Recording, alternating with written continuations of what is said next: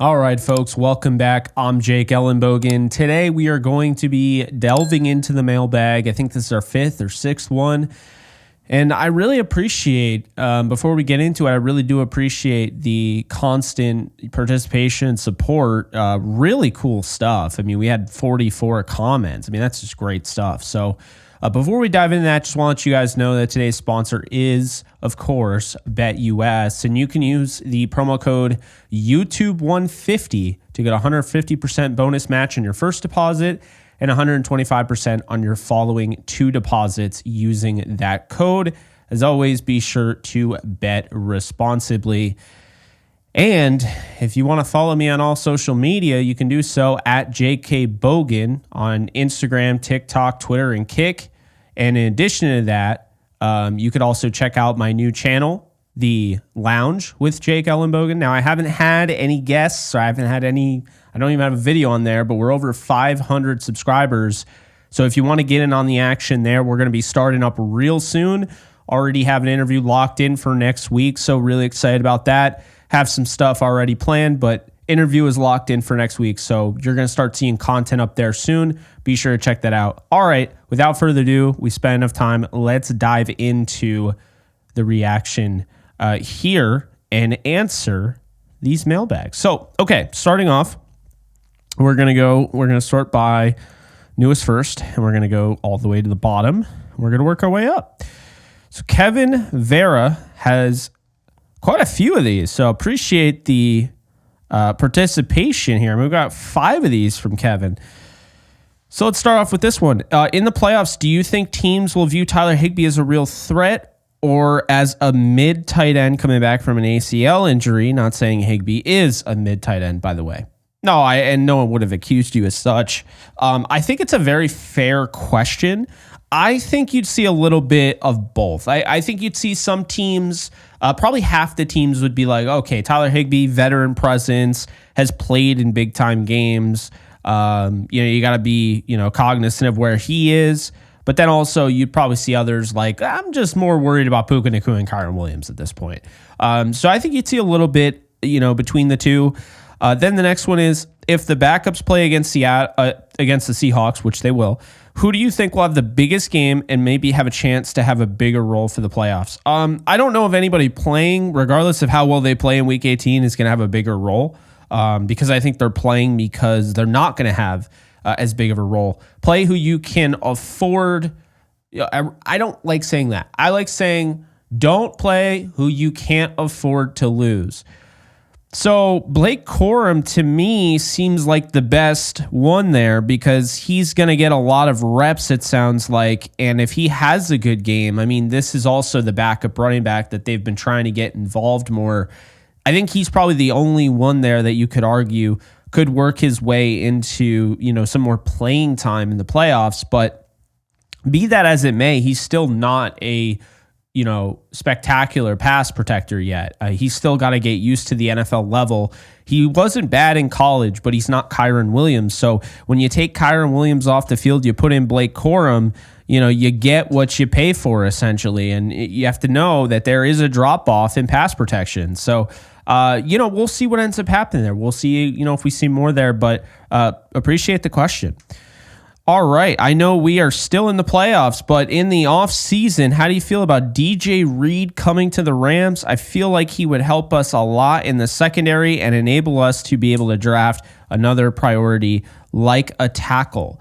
I actually kind of like where your thought process is at. Now, I'm not necessarily going to sit here and say DJ Reed, based on what I've seen so far, is 100% better than anybody starting right now. Currently, DJ Reed is going to be 28 years old, or he is 28 years old. He will be 29 in November of next year.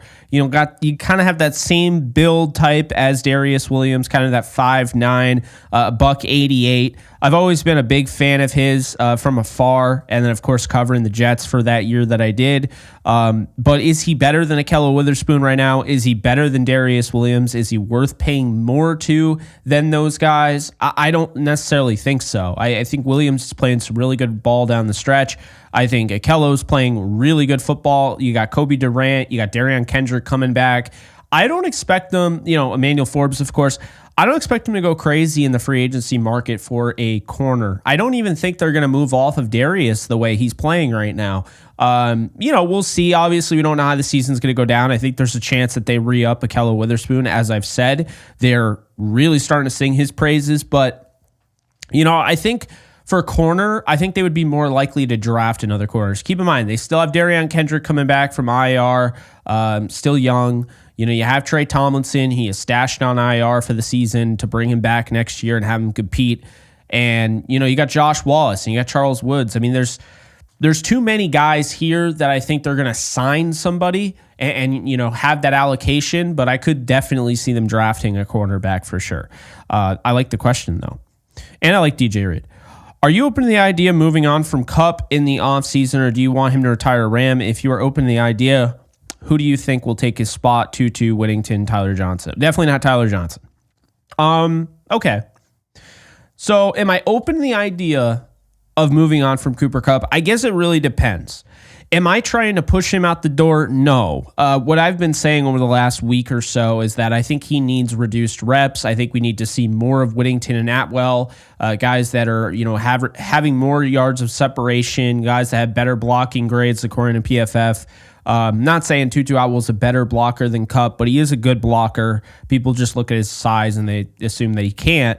Tyler Johnson is a quality sixth wide receiver, but he's not better than Cooper Kupp. I think right now it really depends. If Kupp is willing to take a pay cut, like I've been told, in the past that, he definitely wants to stay with the Rams and could be open to that. If that's the case, then I would probably say that, I move with Cooper Kupp as the third or fourth wide receiver next year. Whittington has to probably emerge. I think they have to give him an opportunity.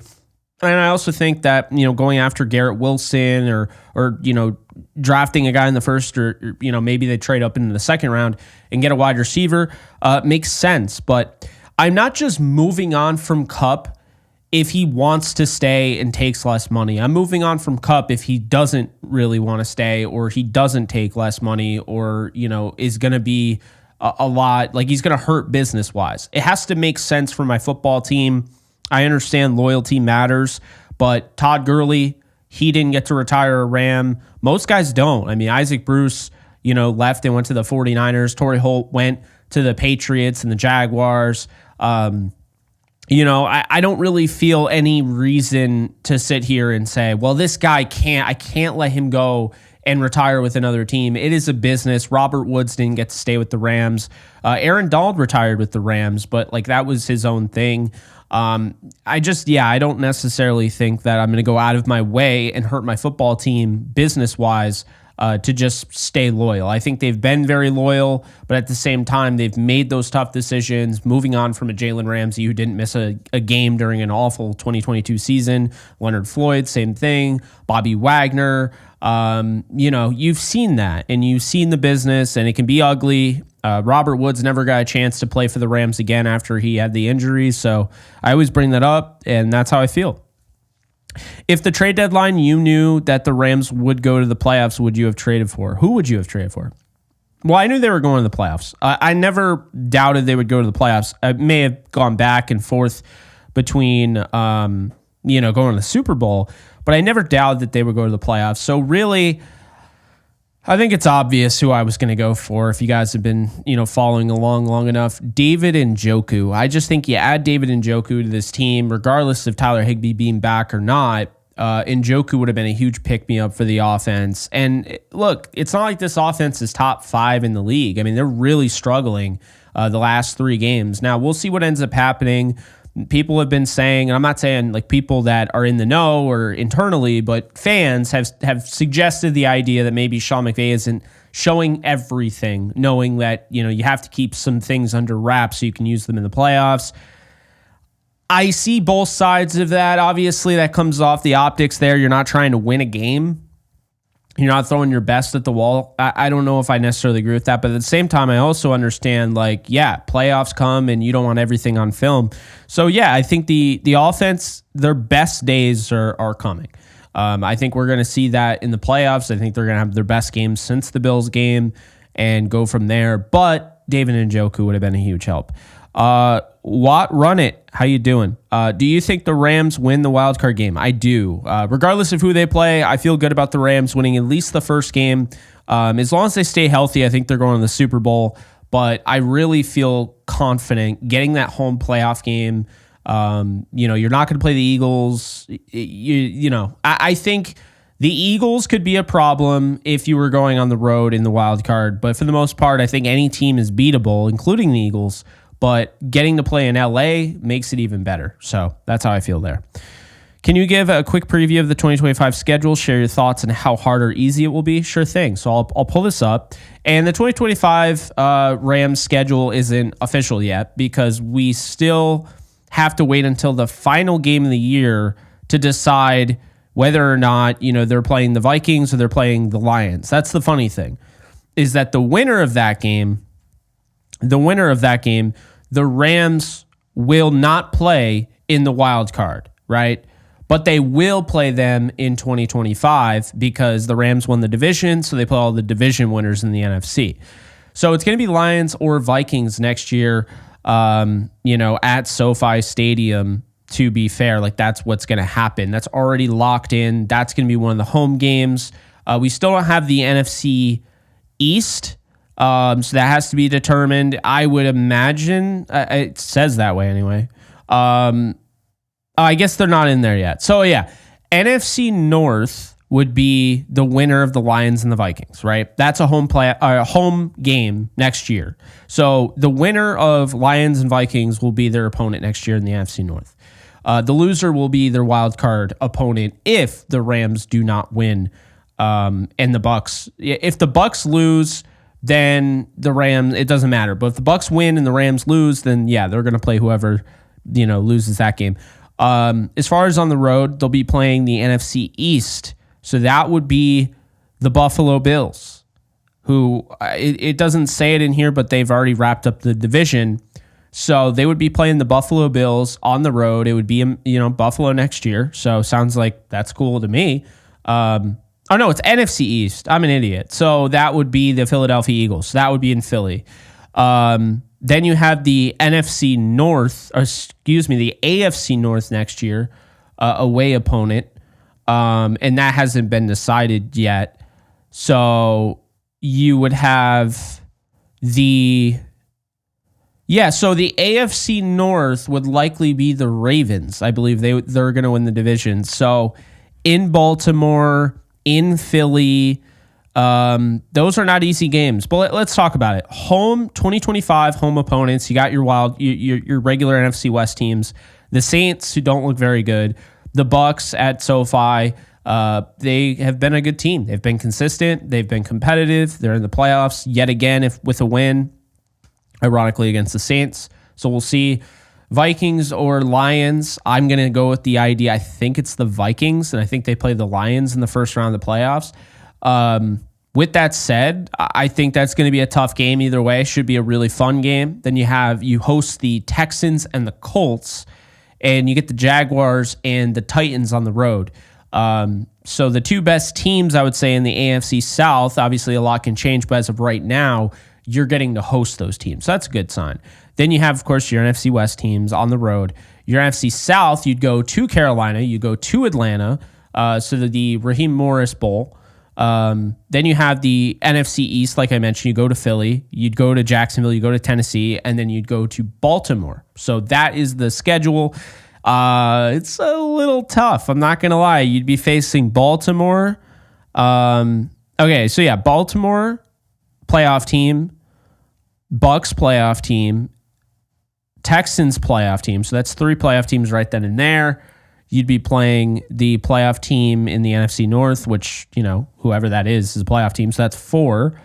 The Falcons could get in, but regardless, it wouldn't matter because you'd still have 4. Because if the Bucs don't get in, the Falcons do. It's still 4 playoff teams on the docket. NFC East, that's the Philadelphia Eagles. It's 5 playoff teams. And then, so 5 playoff teams you would face. And I believe 3 of them or 2 of them are on the road. So interesting stuff. Yeah, that, I don't want to get too much into it. I feel like I've already been talking about it a lot, but that is the 2025 schedule. My thoughts are it should be difficult. I mean, you got the Eagles. That's not going to be easy. The Ravens not going to be easy. So yeah, we'll see how that goes. But that's that. Do you think the 49ers having a fourth place cupcake schedule will make it hard on the Rams next year? It could, but at the same time, we're talking about these schedules and how they're cupcake and all that. When you look at these teams and, I understand it's easy to say, well, that team's trash and that team's trash and all that. Things change. So the 49ers would get, they'd have the AFC South, right? So they had the AFC South. Then the North, they'd get the Browns. Now, I don't know how good the Browns are going to be next year, but I don't think they're going to be as bad as they currently are. And then they would get essentially the NFC. You get the Giants, who probably will be bad. You get the Bears, who I would not rule them out if they get some good coaching. And you get the Panthers, who, and obviously I don't know necessarily if the Panthers will clinch that spot, because they might even get into the third spot if the Falcons lose that game and the Panthers beat the Falcons. Because then the Saints, they lose to the Bucks, whatever. So that's still undecided. If they get the Panthers, that's a team that could be way tougher. So it'll be an easier schedule for the 49ers, but teams change. Things change. I mean, the Titans, that looks like an easy win. Jaguars looks like an easy win, but you don't know what they're going to do in the offseason. So that's what I would say about that. Do you think a wide receiver core of Puka, Whittington, Atwell will be enough next season? Personally, I think that would be enough because I think you'd be surprised at how good these guys are and how well they could complement each other. But I know that's not what they'll do. Atwell should be back because he wants to be a Ram. He said so on numerous occasions. He just wants to play for Shawn McVey. And the Rams have kept him very cost effective. They haven't done anything to give him an opportunity to push himself to new heights and everything, unfortunately. So if he's okay with that, he could be brought back. Whittington is obviously under contract, as is Puka Nacua. And Cooper Kupp's still under contract. So, we'll see how that goes. I still think they're going to go after a wide receiver outside the house, whether that's Garrett Wilson, if he's available via trade, going out and signing T. Higgins, drafting somebody. But I definitely do expect a wide receiver to enter that Rams organization next year. That's outside the building. Do you think we need to go ahead and get Stafford's successor while we have all of these key players on rookie deals? I don't know for sure, okay? I don't know for sure if they need to, because what does that look like? If Stafford plays another 3 years, do you need to get him this year? Because think about that. When they got Jordan Love, the Packers did, when they had Aaron Rodgers, that was a first-round talent that could have helped them potentially win a Super Bowl that was spent on a future asset. Now, that looks great now, but then Rodgers was not happy about that. And I actually understood it because it's kind of shit or get off the pot, right? Are you trying to win a Super Bowl or not? And drafting Jordan Love didn't really feel like they were trying as hard as maybe they should have. So, you don't want to run into that. It's why I was against, drafting Bo Nix, training up to get him, or Penix or JJ McCarthy, because I just felt like the Rams really needed to focus on building out their roster, and I'm glad they did. Now they're kind of ahead of a lot of different teams, so I think you can go back to the them picks and go after and trade for a Garrett Wilson or what have you. So I like the question there. Do we need to go ahead and get Stafford's successor? I don't think you need to at this moment, but I think you definitely have to start getting ready for it. And I love the rookie deal comment as well. The way I see it is that there are 6 quarterbacks that are worth taking a flyer on. If you believe yourself to have a good enough coaching staff, you believe yourself to have a good enough supporting cast, then you should give all 6 guys, you should give them consideration. That is Zach Wilson via free agency, Trey Lance via free agency, Justin Fields via free agency, via trade, Anthony Richardson via trade, Will Levis, and via trade if he is available and the Vikings decide to stick with Sam Darnold, which I don't think would be a bad decision at this point in the game, JJ McCarthy. So I think all 6 of those guys deserve consideration in-house and internally by the Rams. I think they will get consideration. I'm not sure who they would go with. I mean, I know Zach Wilson, a lot of people think that him and MLF didn't get along, Mike LaFleur, so that might hinder things. Trey Lance, they had an opportunity to trade for. They did not. Would they maybe go that route? Would they go the Justin Fields route, who's probably more likely ready to play than some of the other guys? So it'd be tougher for him to justify taking a backup role again and sitting behind Stafford. Will Levis, keep an eye on that one, but also I would say, to be fair, keep an eye on the Bucs, because if Will Levis goes to the Buccaneers, he'd be reuniting with Liam Cohen, who he coached at Kentucky. The Rams, of course, have that intel from being around Cohen and talking with Cohen. They could call him up and ask him about Levis. I know they were interested in him in the draft, so that's interesting. Anthony Richardson probably has the most boom or bust potential out of anybody that I mentioned. And right now it just doesn't feel like the Colts are going to stick with him. And then J.J. McCarthy, who the Rams did like in the draft, not enough to trade up for, but they liked him. Who knows? So we'll see. And he was around Kevin O'Connell. He's been around Kevin O'Connell, so there's a connection there. Anyway, why do you think Josh Allen is the MVP? Many people are saying Lamar is because of his stats and teams he's beaten. I want to know your thoughts on this. Yeah, I mean, it's tough. I mean, I honestly think they're co-MVP. We haven't had a co-MVP since the late, great Steve McNair and Peyton Manning. I think this would be the year for co-MVP because of the job Josh Allen's done, the job that Lamar Jackson's done. Lamar has better stats. Josh Allen has probably done more with less, I would say. It's tough, but I'd probably say that maybe that's a cop-out, but I think if they end up being co-MVP, I'm totally okay with that. I wouldn't be able to make a decision between those two. Where do you rank Akello at? Top 10, top 5, top 15, etc.? So currently right now, I think he's at the very least a top half of the league starting corner. So what I mean by top half is, you're talking about the starting corners. You got 64 starting corners. He's at least in the top 32. Now, based on last year, I really do feel like he played like a top 10 cornerback. The majority of the season he did. And then, of course, he had a couple of those big plays that's all anybody talks about at the end of the year. Was also dealing, of course, with a groin injury. So I like the question. I would say top 32 for now because it's not really fair, I guess, for me to say that he's top 10 or top 15. I mean, to be fair, he hasn't really gotten the opportunities to start all year, but he hasn't started all year. So I feel like it's almost kind of a little disrespectful for the guys that have started all year. So I'll say top 32. I definitely think he's a top 32 corner. He is a number one corner. Is he the number one corner on the best team in the league? Maybe not, but I think he's a lot better than given credit for. So that's what I would say there. Lamar, Matthew Stafford. Well, in the playoffs, Matthew Stafford. In the regular season, Lamar Jackson. Lamar Jackson is not proven to be clutch in the playoffs. He has 6 touchdowns, 6 interceptions. I love him, but until I see him do something in the postseason, I would definitely roll with Stafford. Zay Flowers or Puka? Puka, easily. I think Puka is a lot better than Zay Flowers. I think Flowers is a good player. Puka is just leaps and bounds. We're talking about Puka being a top 5 wide receiver in football. Zay Flowers is top 32.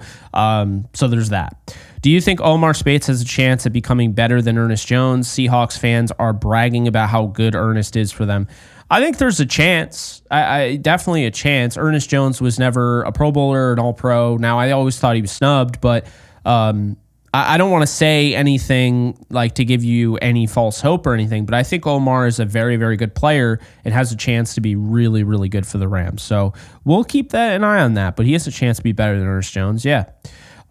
Who do you think is the most underappreciated Ram in the last 10 years? Oh, well, as far as longevity, because I do think Akello Witherspoon makes an argument there, but I would say as far as longevity, it's Rob Havenstein. Okay, I think Rob Havenstein is so underappreciated. No one talks about him on the level of some of the other guys, but he's been here for almost all of the 10 years that you're asking me to go back to, right? 9 of the 10 years. Because if you're doing 10 years right now, well, I guess 2025, 2015 is rookie year. Yeah, I just think last remaining St. Louis Ram, mega underappreciated. The record without Rob Havenstein is disgusting. I'll go with Rob Havenstein on that one. Do you think any other wide receiver has a chance at duplicating Cooper Kupp's 2021 season? Yes, I do. I think at some point or another, I think Jamar Chase will do that. He's already on track to win the Triple Crown, or at least he's getting close to winning the Triple Crown. I'm going to look it up right now, but yeah, I think Jamar Chase has a real good shot. I think Justin Jefferson has a real good shot, but I think the thing about Chase is he's got 1,600 yards this year, okay? Justin Jefferson's got 14 plus. The thing with Chase is that he's always just had that connection with Joe Burrow since college. He is first in receptions with 117. He's first in receiving touchdowns with 16. He's first in receiving yards with 16-12. Now, in case you are wondering, he is trying to fend off everybody for that Triple Crown. Can he do it? Well, he's got 8 more catches than Amon-Ra St. Brown. To be fair, Brock Bowers also, he's got 108 catches. Amon-Ra's got 109. Malik Neighbors has 104. Trey McBride has 104. CeeDee Lamb has 101. Justin Jefferson has 100. So, Justin Jefferson, Amon-Ra St. Brown are playing a do-or-die game to win the number 1 seed. I believe both teams are going to go balls to the wall to win that game. So I think there is a chance that we get a crazy game from Amon-Ra St. Brown. At the same time, Jamar Chase and the Bengals are still in it. They have a shot. They still have somewhat of a shot. They are still somewhat in it. But I would just say that, when you look at, Jamar Chase, I think he's going to hold on to the receptions lead here at 117. Amon-Ra's at 109. Amon-Ra could have like a 12 reception game that puts him at 121. If Chase has 5 receptions, he has more than him. So I just think Chase is so far ahead that I think with another game and it matters. You're going to have your starters playing and everything. I think Chase is going to hold on to the receptions. Chase is running away with the yards. He's almost, 200 more than Justin Jefferson. And the touchdowns, he's going to clinch. Unless somebody has a 4-touchdown game and ties him, that's the only way. So really, there has to be some crazy game from Amon-Ra St. Brown or Brock Bowers or Trey McBride or somebody like that. Otherwise, Jamar Chase has locked in that Triple Crown, and that would be the first time we've seen a Triple Crown winner since 2021 with Kupp. And then, before that, it hadn't been a while. So, I think he has a chance of duplicating his season at some point where not only do you win the Triple Crown, but then the yards start to come. And he's kind of already, he didn't have the receptions of Kupp, but man, Chase really was spectacular this year, to be fair. So did he, match up the way Kupp did? Maybe not to a full T, but he came close, and he's still got another game left. So we'll see what he ends up finishing with. Great question, by the way. Are the Rams a top 5 team? If so, why? No, they're not. Do I think they can still make it to the Super Bowl? Absolutely. But they're not a top 5 team. They haven't proven that. The offense is way too inconsistent. The defense had a lot of inconsistencies to start the season. Currently, right now, the defense looks like a top defense. But the last 3 games, they went up against the Jets, the 49ers, and the Cardinals, none of which are in the playoffs. So while that's important and they've won these close games, the game that they played against a playoff team in the Bills, they gave up 42 points. The game against the Eagles, they got blown out. So there's still kind of something there. You don't want to get too crazy and say, yeah, they're the best in the league or whatever. But top 5, no, I don't think they're top 5. I think they can become top 5. But currently, as it stands right now, no. And you don't have to be a top 5 team to win the Super Bowl or go to the Super Bowl. You just have to essentially win the wild card game, win the divisional round, win the NFC title game, and then win the Super Bowl. That'd be 4 games. But you just have to win 3 to get there. So it's not crazy. If you want to put him in the top 5, but the point differential being negative, the lowest in the pool, I just feel like I'd be coming off as really biased saying that. So no, I don't think they're a top 5 team.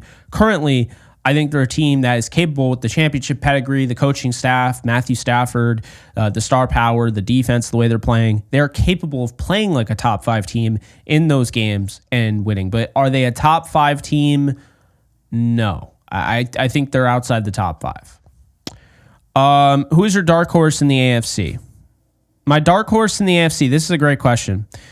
So looking at the playoffs right now, looking at the AFC side of it, I think the real dark horse in the AFC, it's got to be the Chargers, because if the Chargers, they play that grinded out old school football, Jim Harbaugh, you got, that championship pedigree. Jim Harbaugh has coached in the Super Bowl before. You got an elite quarterback in Justin Herbert. You got some run game. You got receiving weapons. I mean, come on, offensive line willing to protect. Defense has stepped up. I think the Chargers are definitely a dark horse here. I'm not saying they're going to win it all or anything, but they get that first game against the Baltimore Ravens, which it looks like that's what it's going to be. And if Lamar Jackson kind of, makes a mistake or whatever, that game should be close. And if Lamar doesn't look like he should and, struggles and continues to struggle in the postseason, they could be going home early. Chargers went on the road, which they're built to do.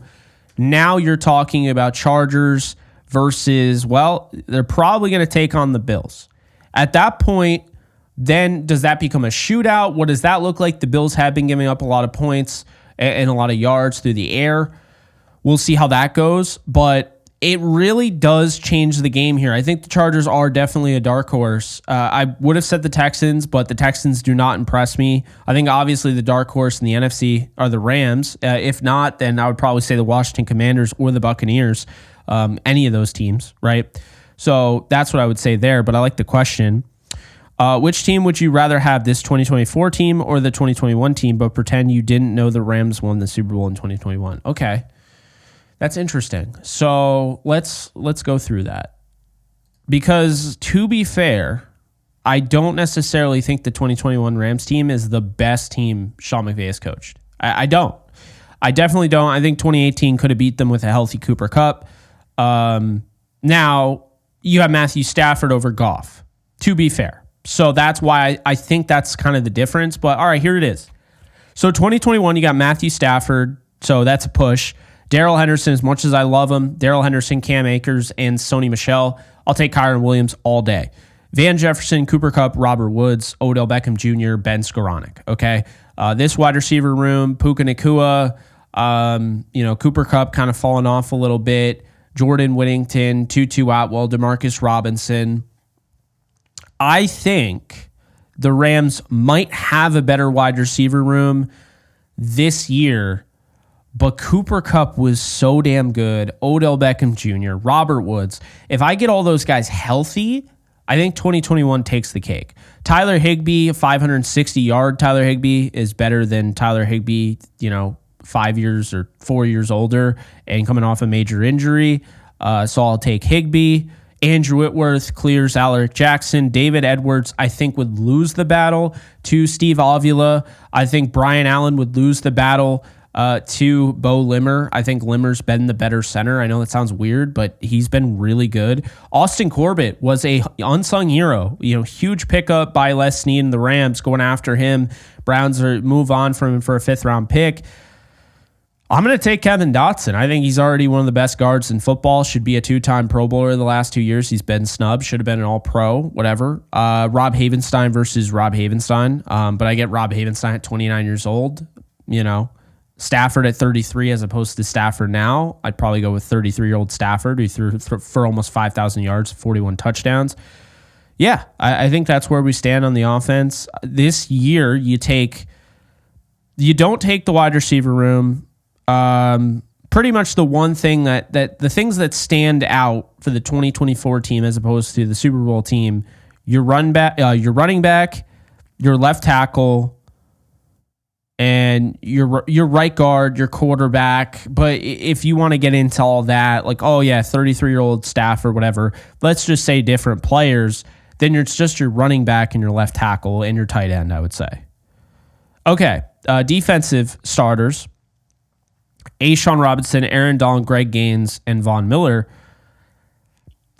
I know this sounds crazy. I am actually going to take this defense because, I don't need to actually do that. Hold on a sec. So, defensive end, A'Shawn Robinson, right? That's how they have him listed. Obviously, Leonard Floyd played that. But let's just say Leonard Floyd, Donald, and Gaines were the interior guys. Okay. So I would take Aaron Donald over everyone on the defensive line because you get 30-year-old Aaron Donald, who is the best player in the league at that point. So Aaron Donald. But on this current team, I'm taking Jared Verse over Von Miller. I'm taking Leonard Floyd over Byron Young, to be fair. I'm taking Donald over Fisk, and then I will take Kobe Turner over Greg Gaines. So yeah, that's how I would do that. Inside linebackers, Troy Reader, Kenny Young. I'm taking both Omar Speights and Christian Roseboom over both of them. And Kenny Young was pretty good down the stretch, but I'll take both of them. Corners, Darius Williams and Jalen Ramsey. So D-Will wasn't amazing down the stretch in this Super Bowl season. This is like definitely the Jalen Ramsey show. I think I'd still keep them the way they are. I would like to see Akello and Jalen, but I'll keep them the way they are. Safeties, I'm absolutely replacing the safeties. You got Jordan Fuller, Taylor Rapp. Of course, Eric Weddle came in. And, I just think Taylor Rapp, Jordan Fuller, young, yes, but I would take Quentin Lake, Cam Curl, and Cameron Kinchins. And, yeah, I'd feel good about that. So I'd take the safeties. So great question. I know I kind of turned it into something else, but I would take the 2021 team over this year's team, but I would make some changes. I would still keep some players on the 2024 roster, but mainly 2021 roster. I would say more defensive players would be replaced by this defense than the offensive players. Do you think McVay will go with Reader instead of Spates? For the love of God, I hope not. No, I do not. No, Gene, I definitely do not. Who's your favorite Rams player that is currently playing? Brick, thank you. It's tough. I have my, it's kind of a giant tie. Okay. Matthew Stafford, Kyron Williams, and Akello Witherspoon. And I would probably say those are my three favorites. I'd say Bobby is up there because I'm a friend, he's a friend of mine and I'm a friend of his. Omar Speights, Verse, Fisk. I love most of this team. Tutu Atwell is also up there. And that's a wicked tough question. What's cool about this football team, this roster, is I have a lot of favorites. It's not like in years past where you kind of have to, if I had to pick a favorite player, it'd be this guy. But then you're looking, you're like, would I really get his jersey? Maybe not. This isn't that roster. There's a lot of favorite-worthy players on this roster. With the lack of production from Kupp, D-Rob, and not using Atwell and Whittington, do you think it would be a good idea to sign OBJ? Can he still create separation? Watt, run it. Thank you for the comment. I still think they should have signed OBJ. I don't think it hurts to have, but I think they're probably not trying to get older at the position. So there's that. I would go with OBJ. I don't think they will. I think the time to do that is already out the door, but I definitely would have to try and do something. What is your favorite post-game snack, food, drink? Okay, post-game snack, food, drink. I do like it's post-game you're talking about, so that's tough. Man, I got to think about that.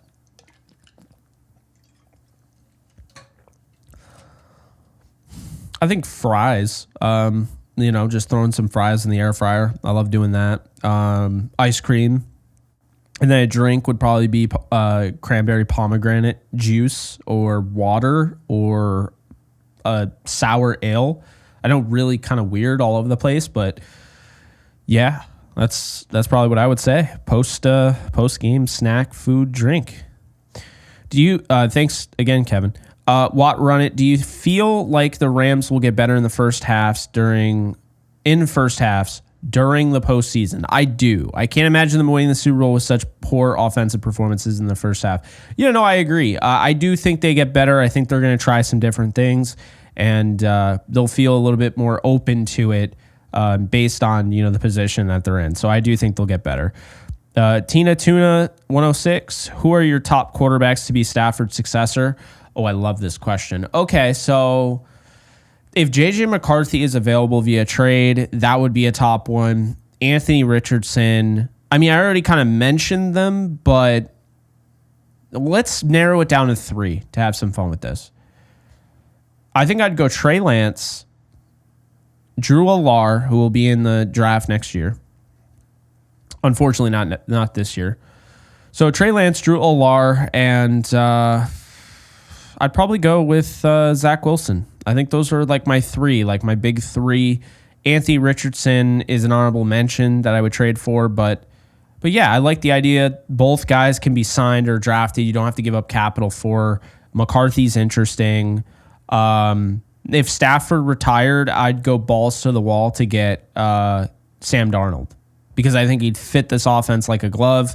And I think his experience around Kevin O'Connell would really help him out being around Shawn McVey. So that's what I'll say there. Love the question. All right. Let's see here. Final Flash. How you doing? Concert you wish you could have went to. Mine would be Woodstock 99. Also, more crucial catch in terms of Rams lore. Ricky Prohl touchdown pass versus the Bucs in the NFC Championship or Cup catching the no-look pass in the Super Bowl. Wow, that's a great point. Okay, so concert I wish I could have went to. You said Woodstock 99. Okay. Man, it's weird because I probably would say the Beatles, but then people would say you don't want to go to the Beatles because all you could hear are screaming girls. That's fair. Yeah, I mean, I think I would like it. This is tough, but I think I'd like to see like, I think as a pop punk fan, seeing Fall Out Boy. Foo Fighters was also in contention here, but I think as a pop punk fan, seeing Fall Out Boy,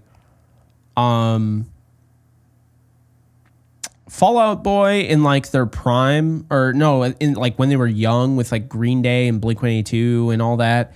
I know there was like some big event with all three of them. I think I would like to see that. I think my absolute, if I could go to any concert though, it would still be the Beatles, man. Like I understand the Screaming Girls, I get that, but the Beatles are so iconic. I absolutely love them. I listen to their discography all the way through multiple times every year. I think just knowing that I'll never be able to see the Beatles would be them. I also was really considering Bon Scott AC/DC. I feel like that would be a lot of fun. And I would probably also say Led Zeppelin. Like I just feel like kind of old school bands that I have no chance of seeing today and would be better. So I'll probably just say my answer will be the Beatles. I went back to it, and that's how I feel. As far as the crucial catch, I'm going to say it's Ricky Prohl. The thing about Cooper Kupp catching that no-look pass, that was huge. And obviously, I don't want to take anything away from it. But Ricky Prohl, that game was so ugly. Okay, that game was so ugly. And this was a team that was just scoring point after point after point. It would have been painful, but there would have been an excuse in the Super Bowl to not win with all the injuries they had. If the Rams lost to the Buccaneers after being the greatest show on turf and having this crazy run with Kurt Warner and all those guys, I think that could have killed them. I don't think they go back to a Super Bowl. I don't think they ever get to a Super Bowl. That had to happen, and they could have lost that game against the Bucs. So I'm going to say the Ricky Prohl catch. Also, the no-look pass is crazy, but Cooper Kupp, it's thrown right on the money. It's a perfect throw. The thing about the Ricky Prohl catch, and this is where I don't want to let recency bias dictate this question, the Ricky Prohl touchdown catch, he catches this like, here's the football, and he catches it like up here. So he like, it was wild, man. I mean, watching that over, you don't really get, if you didn't get to experience that when you were old enough, you didn't get to experience that when it happened, and you go back and you rewatch it. It's still incredible rewatching it, but nothing beats watching it in person. And I was too young to really remember that, because you have to understand, I was born in 95, so I'm like 4 or 5 years old at this point, 4 years old. And I don't remember it. I remember hearing about it. I remember seeing it after the fact, but I don't remember watching it live because I was so young that I can't remember. But going back and watching that, just crazy, listening to the player interviews, like, wait, that's not Holt. That's not, guys on the sidelines, that's not Holt. That's not Bruce. That's not Falk. Who is that? Ricky Prohl? Our season comes down to him? So, yeah, I got to give it to Ricky Prohl. I do. But that is a great question, not easy. Two-part question. Fantastic two-part question. Not easy at all. All right. Benny, when we had a record of 1-4, that was really our preseason, mainly our rookies getting acclimated to the NFL. Now they are acclimated. We are rolling. It's one way to look at it, for sure. I like it. Would you ever transition to a TV sport analyst in the future? I would much rather hear you than Chris Collinsworth or Troy Aikman. Maybe you could be a future John Madden. I appreciate you, me on my own, but here's the deal. I will probably never get into TV. I do not take what I am able to do for granted. The fact that I can sit here and it is 1 a.m. and I'm in my apartment, I'm in my office that I built. No one is telling me I have to do a video right now. I have to do it this time. I have to be up at 6 a.m., get to the studio, go to, makeup, sit there and go over my lines and, read a teleprompter and, write the show beforehand. In case you guys haven't been paying attention, I don't write any shows. I have some notes I'll put together, but for the most part, a lot of this comes off the top of my head because I'm already very understanding of what I'm talking about. I don't start talking about things that I haven't done research on. So that's why. So yeah, I mean, unfortunately, I know it's sad because I think a lot of people would like to see me on TV. I was on TV, to be fair, with the Believe network. When I did Believe in Rams with Cam, we were on Bally's, which was really cool. But as far as like going into a studio at ESPN or NFL Network and all that, it's just not my thing. It just wouldn't be for me. I wasn't really a structured kid growing up. I, didn't have everything lined up. I didn't know what I wanted to do for my day. I kind of figured out what I wanted to do by the end of the day in 8th or 9th period. And then I would text my friends like, oh yeah, let's go to the Y, or let's go to Buffalo Wild Wings, or let's play Nazi Zombies, or, whatever, right? Like, I kind of figured things out on the fly. And that's how I've been my whole life. Like that's why I like school. Obviously I graduated high school, but then college I didn't graduate because I just really was just too spontaneous about what I wanted to do. And I have these ideas that come up and it's like in my head, and I just want to keep my schedule open so I can actually pursue that. And, I just feel like if I got into something like that, it would be too like, you're in the box. You're not outside the box. And it obviously no negativity to anybody that does go that route, and all the power to them. But for me personally, I think this is the best job I could have.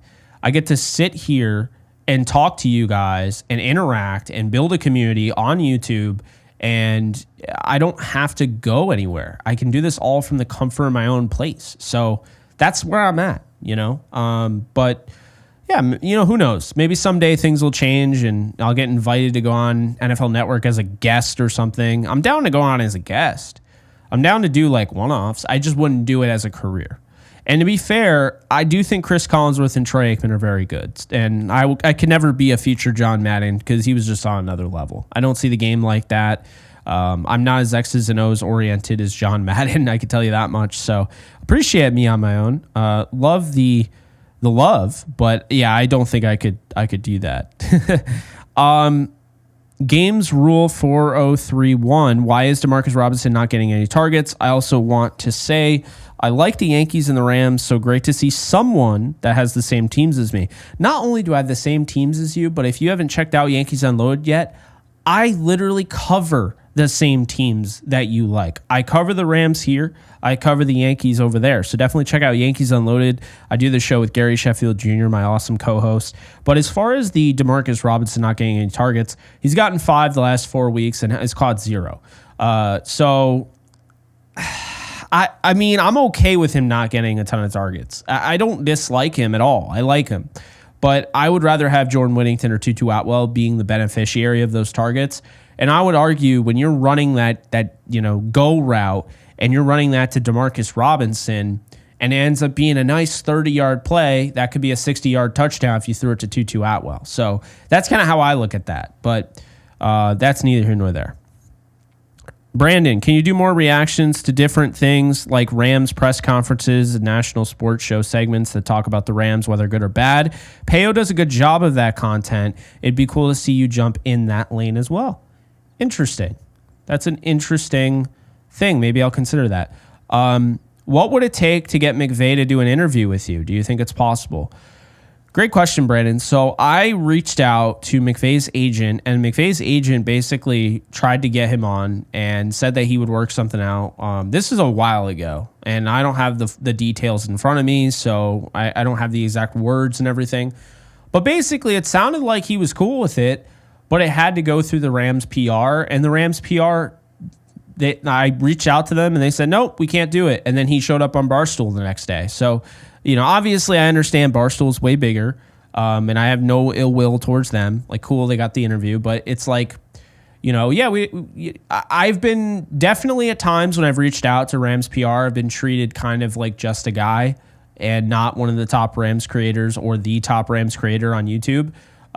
So it is what it is. I work with what I can. There's still plenty of people that have contact with me. And with this organization I'm really close to, and I'll have guests, but yes, they haven't exactly made it easy on me. When I've reached out, it's always been kind of a no, or it's a beating around the bush. And that's just me being open and honest. I'm not throwing shade at them. I didn't mention anybody by name, but I haven't had any success. Like if they ever wanted to have any players on my show, like a Puka Nacua or Matthew Stafford, or have Shawn McVey, I could do it. I mean, I've interviewed so many people, like from Anthony Munoz to Dick Vermeil to Kurt Warner to Rob Liefeld to Taron Killam. I mean, I've interviewed so many different people that no one is going to throw me off my game. And, I think the problem with that, and I understand PR has to protect their players and their coaches and all that, but the problem with that is that I'm not one to go off the script when I know ahead of time, I've had the understanding talking with PR or talking with a publicist or whatever, hey, can you send me the questions ahead of time? I send them ahead of time. And I'm not going to go off the beaten path and rug pull somebody who's giving me their time. And I'm not trying to do a gotcha interview. So does it make probably more sense for the Rams PR team to have Shawn McVey on my show? Yeah, it does. Because obviously if Shawn McVey came on my show, I'd be respectful. I'm a huge fan of his. But I'd also ask him some like interesting questions. They wouldn't be gotcha questions. It wouldn't be like New York media style. So yeah, I mean, that's really that. So I think it's possible someday you get so big they can't ignore you. That isn't that the term? That's the expression. But yeah, would it happen right now? No, I don't think it would. But he's always welcome, just like anybody from the Rams organization, even if I've criticized somebody before. I think the problem is nowadays, people look at criticism and player interviews and all that, and it's like, oh, you never go on your show because you criticized him. I was open to, I told Tutu Atwell before he came on my show, and then I told him on the show because I didn't want to hide anything. I wanted to be fully transparent. I thought he was a reach. I told him. I thought the pick was a total reach. And then I went back and I watched the tape, and you know what? I'm really excited for him, and I'm rooting for him. And yeah, he still came on the show. We had a good time, and we had contact. I haven't really talked to him, in a while. Not since, but in a while. He's busy. I get it, but yeah, that's just that's that. So anyway, really like the question there. What's your opinion of Nick Sirianni as a head coach? I defended him because he stuttered a lot at his press conference when he was first hired, and people acted like he couldn't coach because he stuttered. I stutter. No one bats an eye. No one says anything about me stuttering or my likes and ums and everything like that, because I put out good content, and I put out stuff that I know you guys are going to like or at least appreciate, and I'm going to work my ass off to make sure it's quality. And that's the thing. Like if what Nick Sirianni's doing, and he's putting together a quality football team, and he's coaching the right way, then I don't care if he stutters. I don't care about all this, whatever. That said, he kind of annoys me. I don't really feel like he comes off as the most likable guy. That's all that I see. Now, if I saw him at the Senior Bowl, like years past when I saw other guys, maybe I would have had a different, impression. But just like from the TV screen and all that, he just doesn't come off as somebody that sound like when he was just yelling back at like the Browns fans and stuff. That was weird. I don't know. I don't like that because I just think, would Shawn McVey ever do that? So my opinion of Nick Sirianni is he's a solid coach, maybe a little overrated. I think Howie Roseman's built a really nice team around him. But yeah, I mean, that's kind of what I would say. Do you think the Lions will regress after Ben Johnson leaves? Absolutely. Ben Johnson has created an offensive game plan for Jared Goff and company that emulates what 2017 and 2018 looked like when Jared Goff was at his best. And I just don't necessarily expect the next offensive coordinator to do that on the level of Ben Johnson. You can have something in place, and obviously they will. If Ben Johnson leaves, they'll have a good idea of what they want to do and keep things kind of similar. But you can't run it the way Ben Johnson does. And keep in mind, play calling, that's the big one. Play calling, it comes down to in the moment. And Ben Johnson is just one of the best play callers in football. So you lose that, and now it's not necessarily about the system. It's about I'm losing the guy that just knows what to call in a certain situation. So I do think they'll regress offensively without Ben Johnson for sure. And if he leaves after this season and the Lions are an early exit, they could be in some trouble. We'll see. Are you ready for post Stafford? I'm kind of ready to see what we do next. I'm not rushing Stafford out the door, Brandon. I'm excited for the opportunity to bring in a franchise quarterback, but I am by no means trying to hurry this thing up. I love watching number 9. He is one of the best quarterbacks in the league. He's one of the most fun quarterbacks. He can make any throw. He is very likable.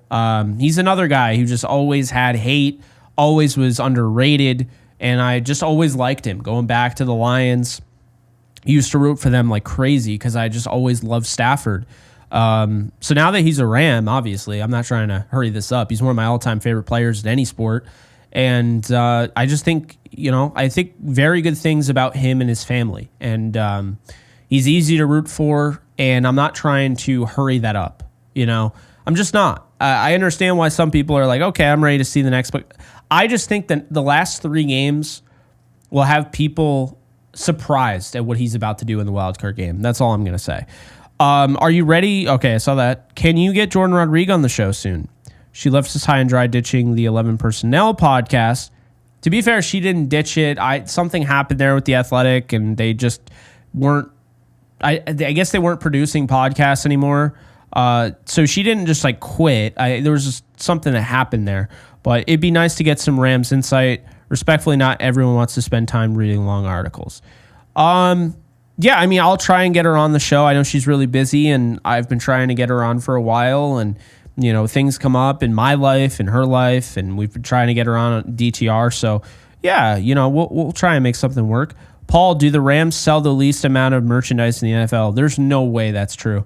I mean, I would probably say they're probably top 15, top 10 being in that LA market. Say what you will, they got some awesome merch. So, what player would you like to come on your podcast? I mean, if I could have any player on my podcast, any player, I think it'd be Stafford. I have just so much respect for Stafford.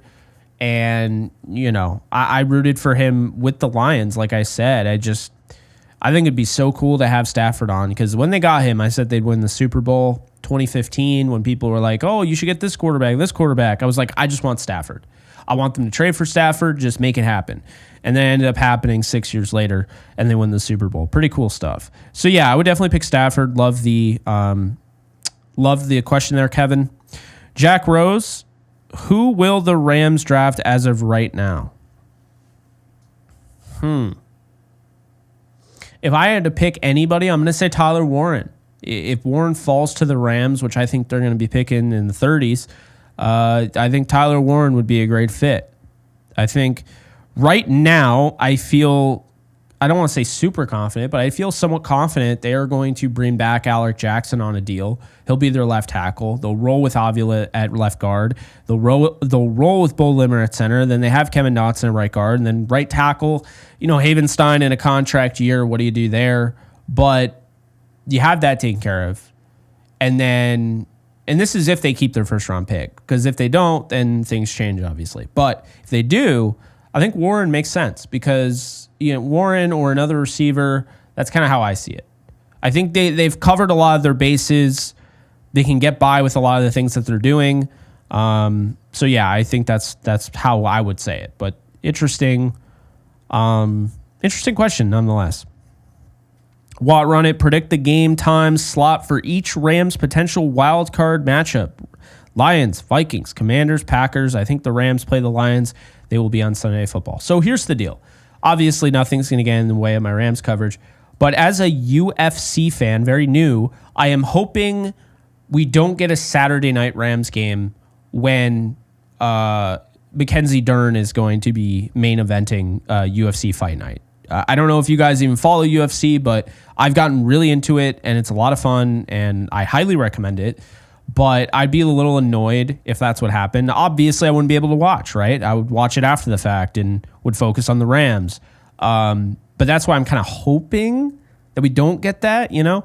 I like Sunday Night Football. I don't want Monday night. I'm going to say the Rams are likely going to play on Sunday night regardless of who they play. And the reason being is when you look at the playoffs here, right, and say what you will, there's a lot of marketability with the Rams. They could be the 3rd seed or the 4th seed. Tampa doesn't have that marketability right now. They just don't.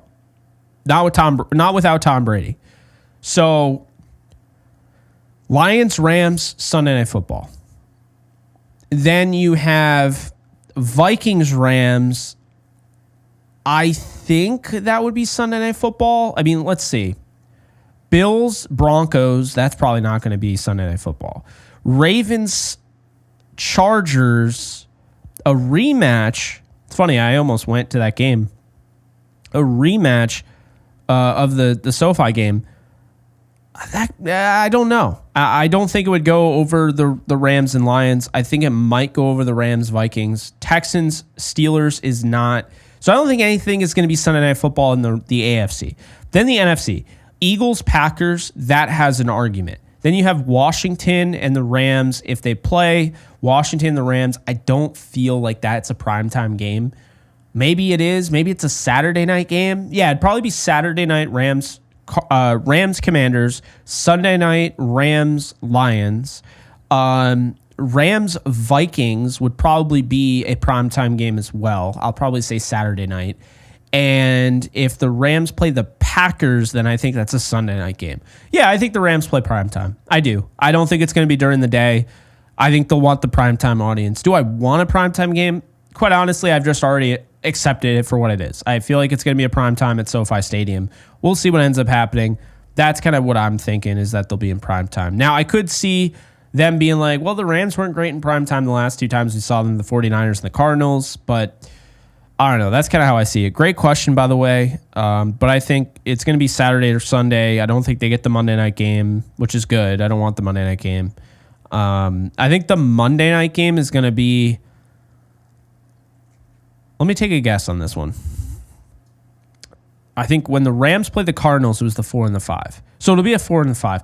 I am going to say the Monday night game is going to be the Steelers and Texans. That will be the Monday Night Football game. So we'll see. But that's my prediction. Do you think Jimmy G will be good for the Rams? I think he'll be pretty solid. I think he'll, move the ball. I think they'll run some quality plays and, have some drives where you look back and you're like, okay, Jimmy G can still play. But I don't think they're going to win the game. I don't. I think Seattle wins. Would you like a player like Kirby Joseph or CJ Gardner-Johnson on the Rams for that grit/villain factor? They feel like players everyone hates unless they're on their own team. No, I honestly wouldn't. I don't like dirty.